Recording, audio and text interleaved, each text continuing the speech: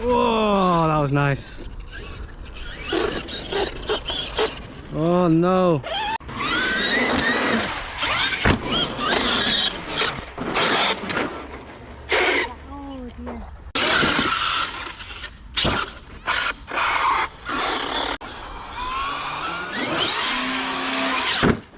Oh no, I heard a grind.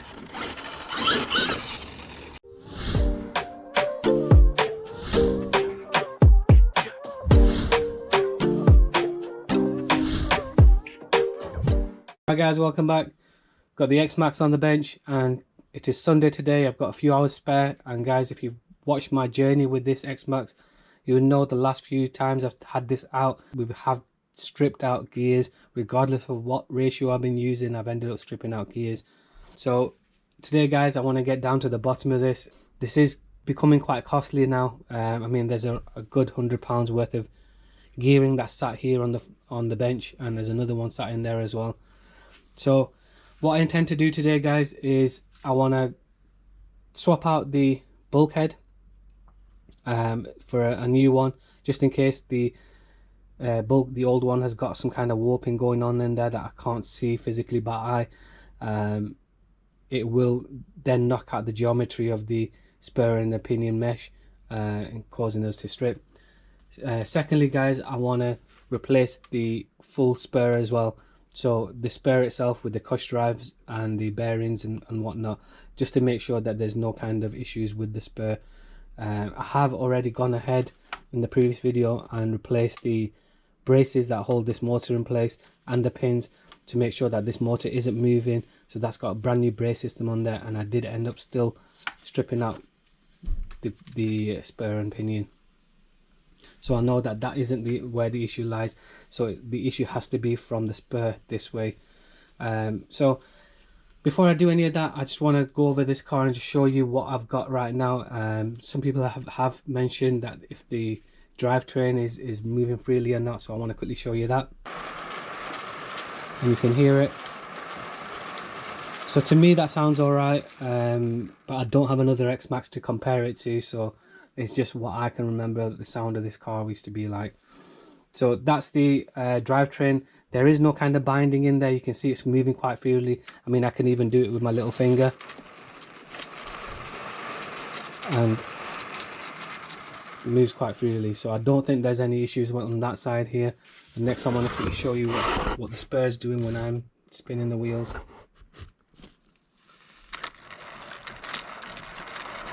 So you can see, try to keep the car steady, but the spur is moving quite straight. There's no kind of wobble in there.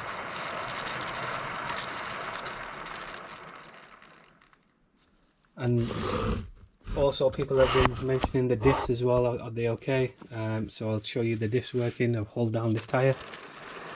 You see the other wheels are all moving. And I'll do the same on this side. So the diffs to me feel okay as well. So guys, what I want to do, as I said, replace the bulkhead. So I've got some parts here. So this is the first one here. So this is the lower bulkhead. This is part number 7727X. Next guys, as I said, I want to sort out the spur as well. I want to put all new parts into that. So here we've got the CUSH drive itself with the rubber cushion, 7794. This is the covers for the CUSH drive, 7793X, this front and rear. Set of brand new bearings, 5180A for the CUSH drive and the spur. And then this is the actual shaft, 7786X.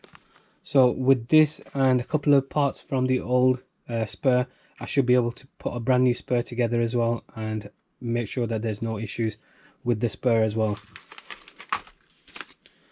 So obviously we're going to need some more spurs and pinions guys. This is what I've got at the moment. I've already gone through what I already had in my parts drawer. So I've got another set of hot racing spurs and pinions. So this is a 46 tooth, this is a 50 tooth, and then this is a 54 tooth Spur, all by Hot Racing, all meant to be hardened steeled. And then we've got a couple of pinions. Now I haven't gone for Traxxas ones this time. I've gone for some generic ones, and as I said, they do say that they are hardened steel. Now I do also have on order a Techno, a 20 tooth pinion as well, hardened steel one. That one hasn't arrived with me as yet, so when that does come with me, I will be using it. But just to get this video made, I've got these two pinions that I might use. I've not decided on the gearing that I'm going to go this time. It might be 1846, it might be 2050. So they're the gears and pinions. Then guys, I've got this here. So that is 7787. You get the spare cover and then you get the pinion cover as well. Then guys, just in case if I do need them, I've got a set of bearings for the car. Easy to buy from eBay. You can just buy the whole set for an X-MAXX. I've already used some bearings out here from my hubs, replaced them, and they've been all good since. So if I do need any more bearings, if they are seized up, I will change them out as well. So guys, that's the plan. Want to get this now stripped down, so I'm going to remove because this is a modular system, we can just unclip the front from the center. And to do that, you've got 10 screws that you need to remove. So then 10 screws are 1, 2, just in here, so bring it a bit closer, 2, 3, 4, 5, and then the same on the other, 6, 7, 8, 9, and 10. So I'll get them removed, guys, and we also need to remove the 4 screws that are holding the motor down as well. Once they're removed, this whole front end should click away from the center. Once that's done, guys, and it's just a case of me stripping all the front down completely, arms, shocks, bumpers, this top plastic part as well. All of this needs to be stripped off and then installed on the new one. So that's going to take a little while. So what I'm going to do, guys, is I'm going to do that off camera, and once I've done that, I'll bring you back. So I've removed 14 screws in total, 4 for the motor and then 10 for the chassis itself. Lift the motor out of the place, just put it on its side. I'm hoping that should be enough, and then it should just be a case of pulling this away. I need to put a bit of force to it.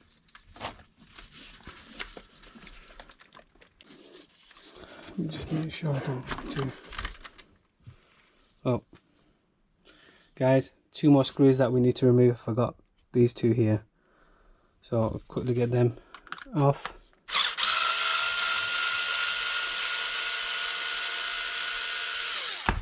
Forgot about them. This one, and then the same.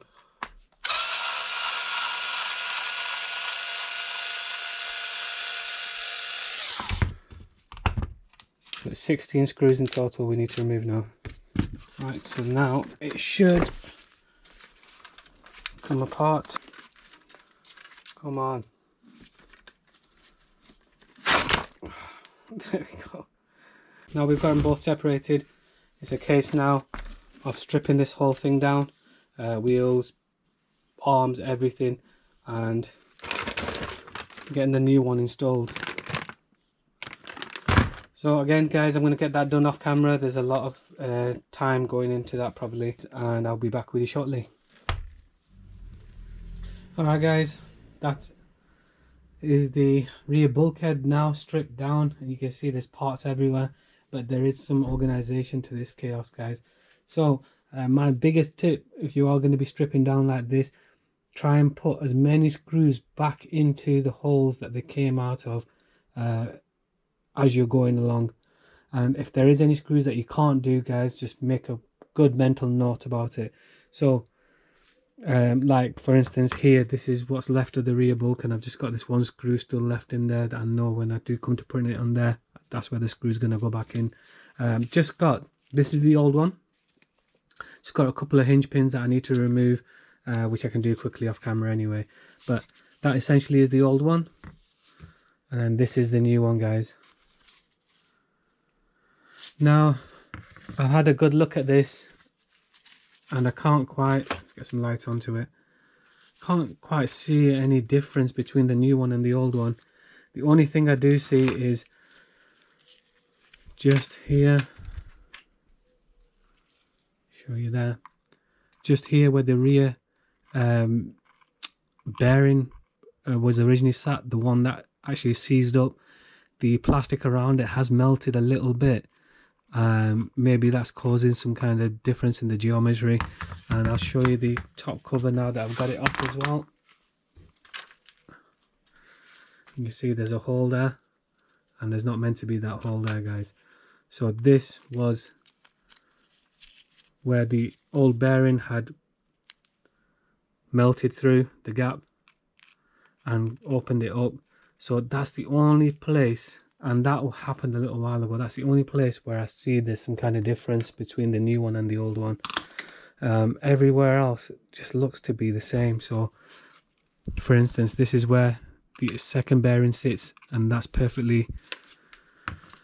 on the new one, and here's the old one, guys, and it still looks the same. I don't see any difference in it. That's the only area where I see there's any kind of difference.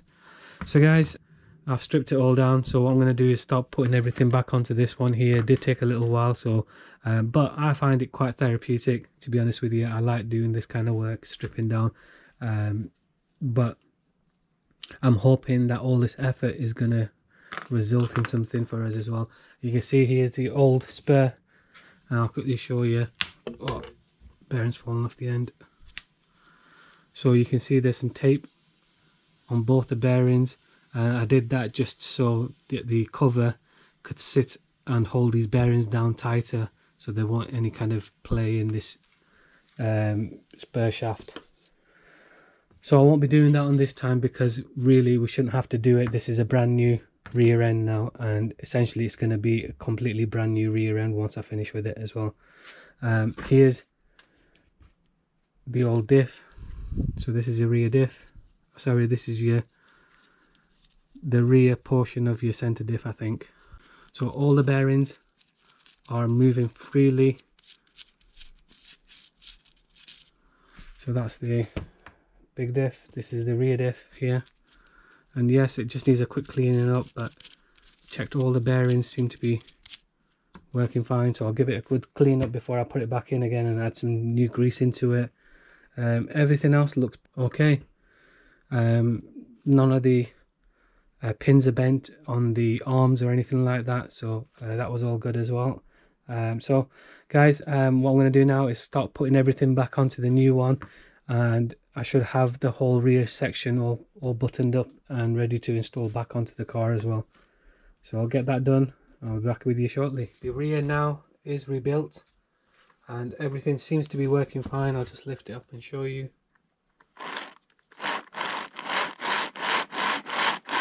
So everything's moving nice and freely. I've checked all the bearings that I showed you earlier. Everything is moving nice and freely.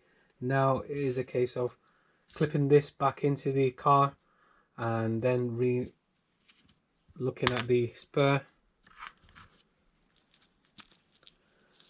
and rebuilding this spur now.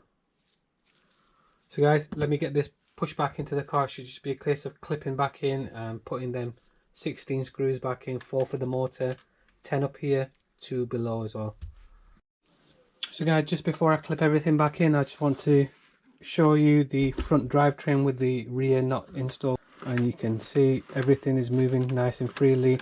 The motor is loose, that's why it's moving, but guys, everything is as I feel it should be, so I don't think there's any issues with the front diff or any of the bearings at the front either. So now it's just a case of clipping the rear back into the front, into the middle section, and then screwing it all back down again. And it should just, there we go, and it should clip in, so you can just try it. Once you've got it clipped in, just see if it comes back on you. Everything's all good. So it's just a case of lining up your center drive shaft into the rear diff here, and then once everything's lined up, just give it a quick check. Everything is moving as it should do, And now guys, it's just a case of putting all the screws back in and buttoning this back up again. I'm going to put the wheels back on it as well. I'll get that done quickly and then we'll have a look at the spur. Okay, she's all buttoned up and she's sounding really smooth. All the diffs are working perfectly fine. I don't feel any kind of binding anywhere at all, so I'm really happy with that. So now it's time for us to turn our attention to the spur, and this is the old one. You can see the teeth on the old spur gear are really badly chewed up, and this is a 50 tooth hot racing spur. So what I'm going to do with this one, guys, is we're gonna go back to 2050 gearing. I've got a 20 tooth here and a 50. So I've got all these components for the spur. I'm going to be utilizing some parts off here as well. We're going to replace this cover. We've got a new cover there as well. So let's get on with it.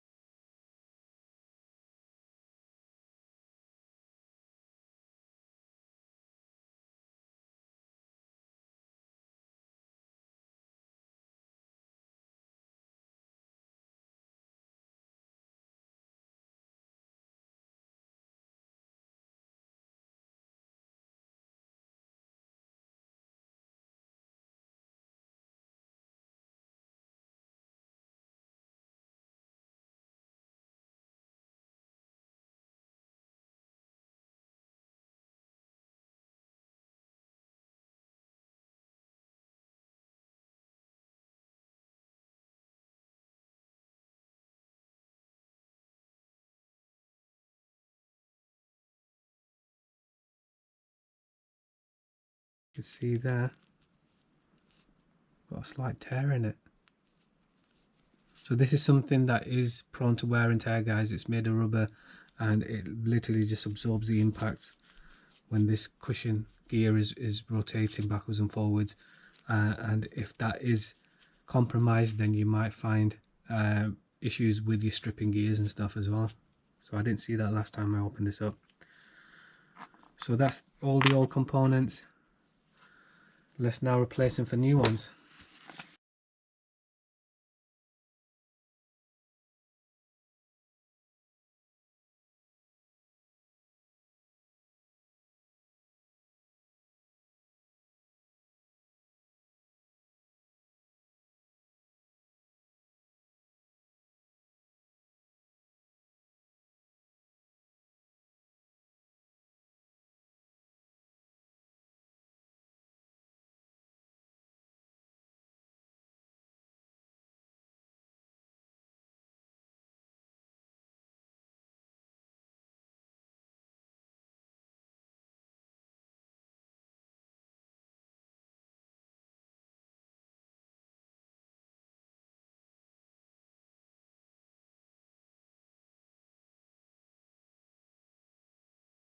And then this washer here, you can see it's got this kind of moulding on one side, and line that up with where the pin is, and then the whole thing will sit nicely. And then, guys, it's just a case of putting the cover back on.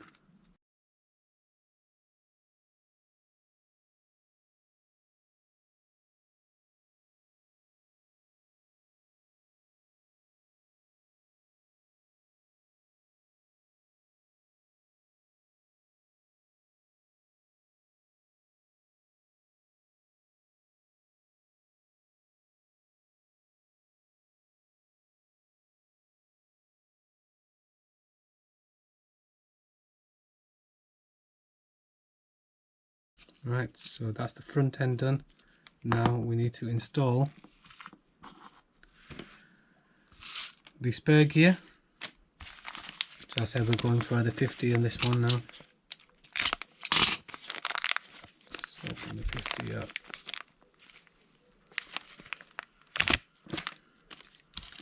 You do get a set of spare screws for the spare gear anyway, but you have got them off the old one.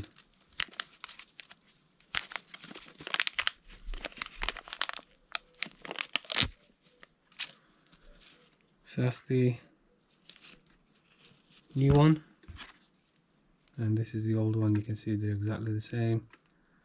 I just hope it lasts. So it's just a case of lining up the 3 holes with the available 3 holes on your cushion gear.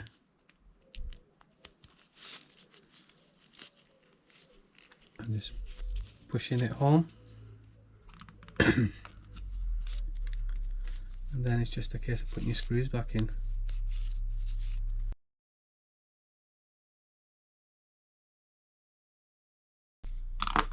So I'll get the last 2 done off camera, it just saves a bit of time. And then on the back end here, guys, just a case of putting your pin back in again. So take the pin from the old spare gear, slide your pinion on, and it's got a locating area, and then a case of putting the new bearing on the back. So that is your cushion gear done, and I'll just put these last 2 screws in off camera. So that's now done, guys. I'm going to be placing that in, and we're going to also open this up. We're going to also replace the cover.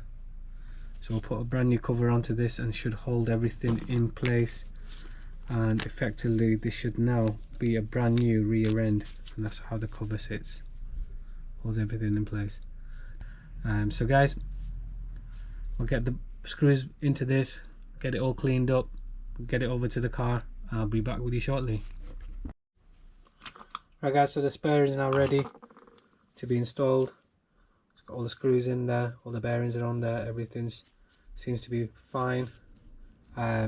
Before we do that, I just want to point out something different. See this cover here? It looks like a dust shield for the motor pinion. This is the original one that came out, and then when I ordered the cover, it comes with the spare cover, it comes with the pinion cover, and it came with this dust plate, and this dust plate is slightly different. So this is the original one, it's slightly longer, and that's the new one that's just arrived with me. So I have installed a new one. I don't know if it's going to make any kind of difference. I did want to point out the difference to you guys. So now we're ready to put this in, and it's just a case of dropping it in, making sure the bearings are sat in the right place. So that's dropped in there. I'm just going to hold it down with my finger.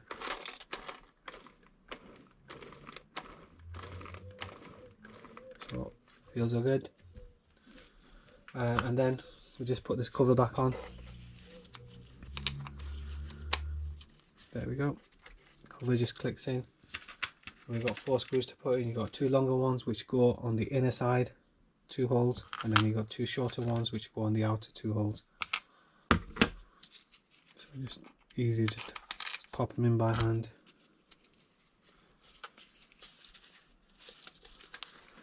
The longer ones anyway.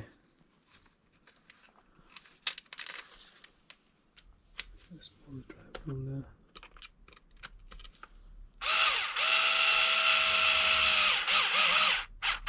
So do most of the way, and you don't want to over tighten this cover.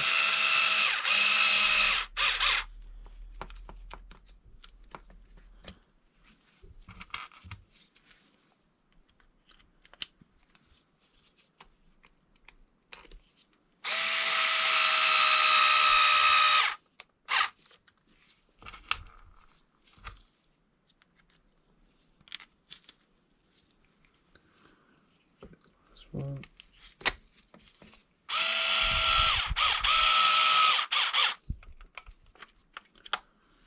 And then guys, I'm just going to finish them off by hand.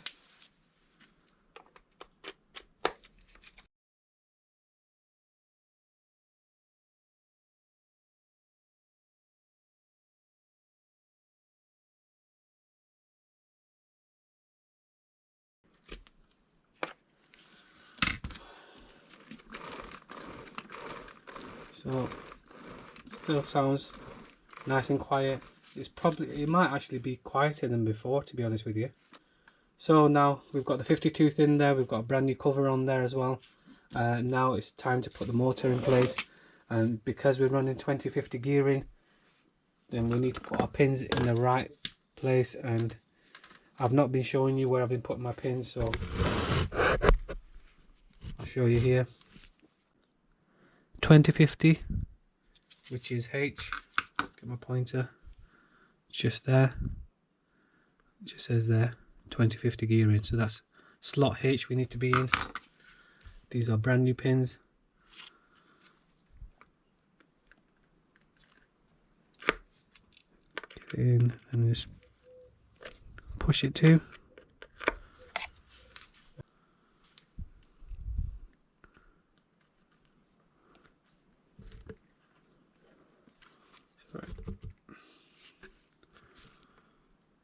There you go. So they're both in slot H, which is the slot that you need to be in if you've got 2050 gearing.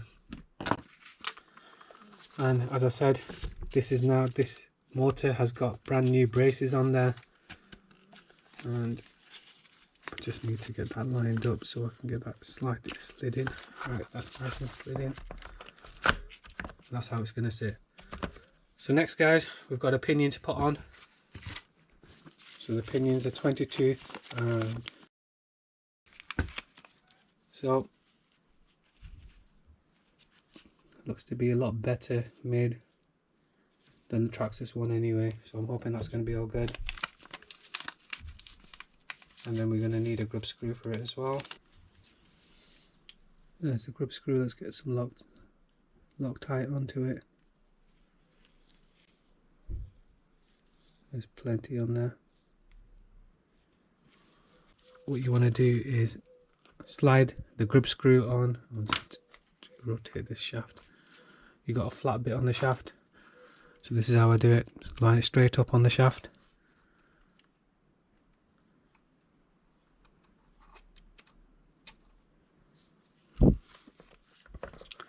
Then it's a case of popping it down, making sure the motor's in its right place, getting it to line up. Just giving it a quick tighten up. The problem with this now is you can't actually see the flat bit, so you're assuming the flat bit is where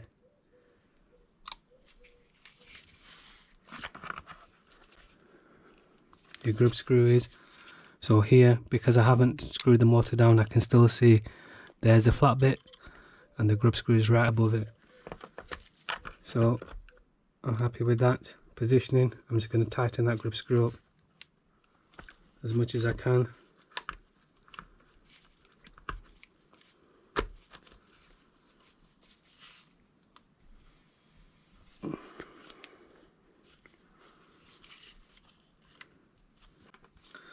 So that's that done now. You can see it's all lined up nicely. Next I'm just going to screw down the screws on the motor, and it should be hopefully done.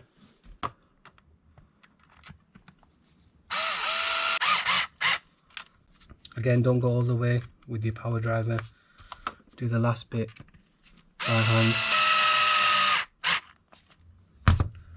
and you can actually feel the motor clamping down when you tighten these screws up, because you have got one hand on the motor holding it in place whilst you're doing this.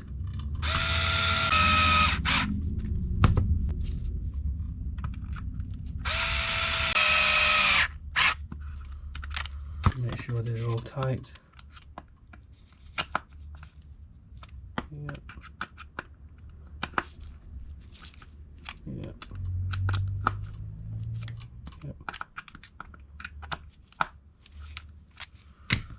Right, so that's the motor now tightened down.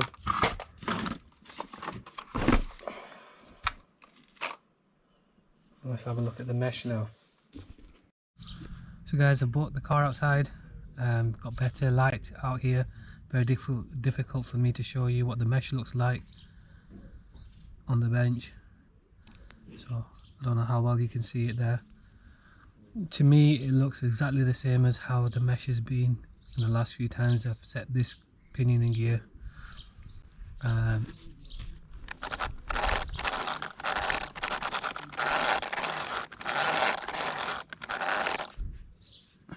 Feels alright, but to be honest with you, it felt alright last few times as well, so I'm not too sure. So guys, if you can see that this mesh is a little too tight, then please let me know in the comments. I'm still using the pin system. This is the way it's sat on the car.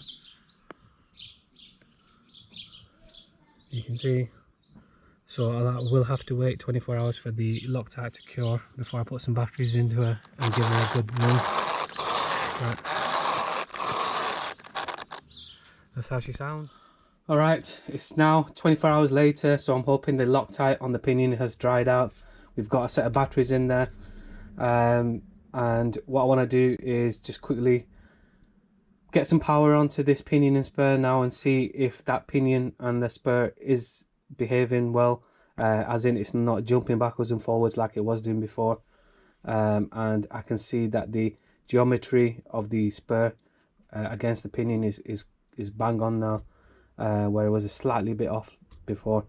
So guys, remote's on, let's turn her on. Put some power to her.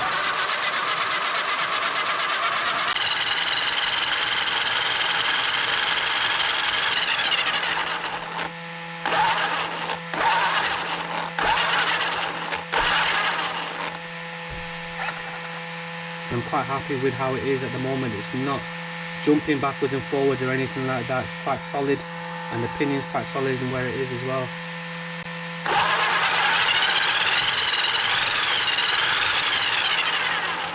Let's give it some quick little pump.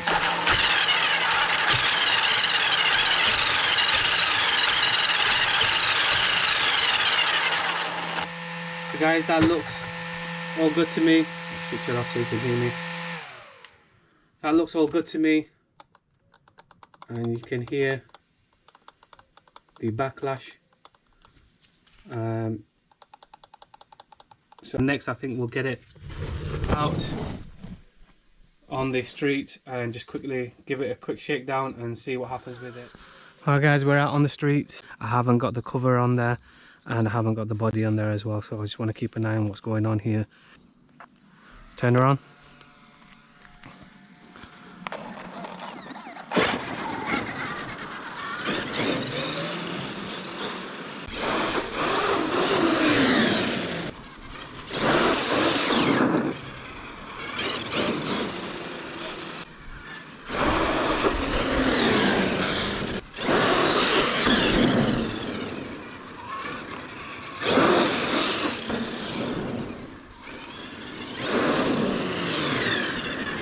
Bring her in.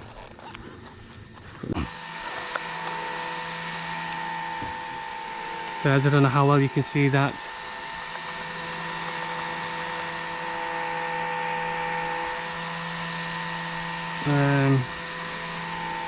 Doesn't look like there's any issues.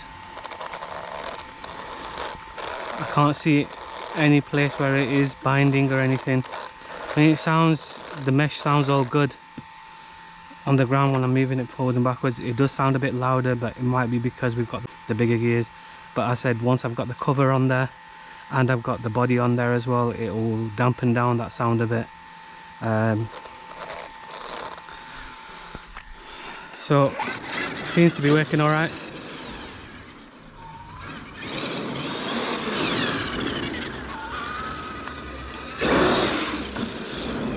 It's doing its wheelies nice anyway.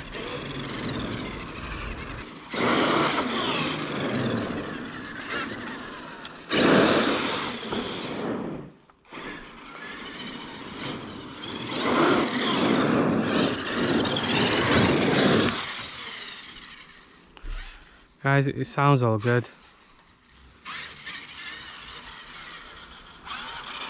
To be honest with you, with all the problems I've been having with this, it's always sounded good. I'm gonna have to get this out a bit further afield and give it a good testing and see what happens. Let's get it back inside. Alright guys, she's now all buttoned up. I put the pinion cover back on as well, and I just had to tidy up some wires for the rear lights anyway. Further afield. So guys, this is my fix for the stripping gears. Basically it's to eliminate any kind of issues that we're having. So now, after changing the rear bulkhead and the rear and the spur as well, I know that there can't be any issues with the rear end of this drivetrain. I've also checked the bearings as well, and all the bearings seem to be working fine, so there's nothing binding anywhere. I've also changed the braces on the motor, so that means then the motor can't be moving because of the braces are weak. So if I'm still having problems now, I think it might be down to the motor. But if I do have any more problems now, I think I might actually get in touch with Traxxas, because I have put a lot of time and effort into this thing, and if it doesn't fix this problem after changing out all them parts, then there's got to be something fundamentally wrong with the geometry of this car. So guys, I hope you found this video helpful if you are stripping gears and looking at ways to rectify and resolve it.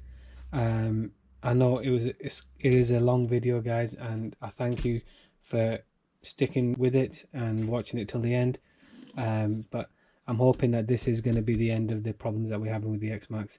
Now we have got the 2050 gearing in there. Whether that's a good idea or not, I'm not too sure. Maybe we should have just gone back down to stock at 1854 and tried it at that and seen if it was all good, and then go back up to the gearing and whatnot. But anyway, it's done now, so we'll give it a go and see what happens, and fingers crossed this X-MAXX is going to start behaving.